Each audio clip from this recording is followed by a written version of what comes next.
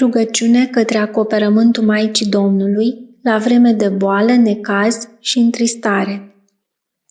Prea sfântă, prea curată și prea minunată Fecioară și Maica Domnului nostru Iisus Hristos, te rugăm, ascultă rugăciunea nevrednicilor robi, spuneți-vă numele, și vindecă-ne pe noi, pe cei din familiile noastre și pe toți suferinții din lumea aceasta bolnavă, de bolile grele, transmisibile sau netransmisibile, de bolile știute și neștiute de noi. Fie ca toți creștinii să te preamărească și să te prea cinstească pe tine, iar noi să avem tot ajutorul cel bun, sfânt și ceresc. Îți mulțumim, Maică Sfântă, pentru vindecare, pentru tot ajutorul tău, pentru mijlocirea ta la prea bunul Dumnezeu, că tu ești scară la cerul sfânt, pentru rugăciunile noastre și ajutor nemijlocit în cererile noastre, cele îndreptățite. Prea Sfântă Născătoare de Dumnezeu,